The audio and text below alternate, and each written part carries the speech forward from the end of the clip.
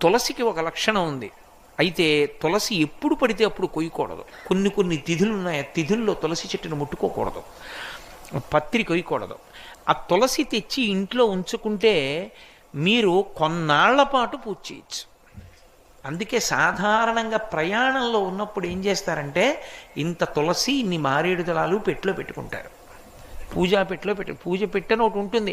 ఎవరికైనా అలవాటు ఉంటేను, బట్టలు తప్ప అవన్నీ ఎందుకండి మాకు అనుకునే వాళ్ళకి అవన్నీ ఎందుకు, కాసిన మారేడు దళాలు కలిసిన తులసి పెట్టుకుని తాను ఎక్కడున్నా దీంతో పూజ చేస్తాడు. వాటికి నిలవ దోషం లేదు. మారేడుకు మరీ ఎక్కువ, అవి ఎండిపోయినా చేయొచ్చు. కాబట్టి ఇన్ని శక్తులు ఉన్నది.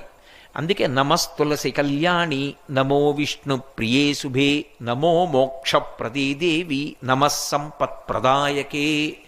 ఈ శ్లోకం చెప్పి నీళ్లు పొయ్యాలి తులసి కోటలో. ఎందుకు పోస్తారు అంటే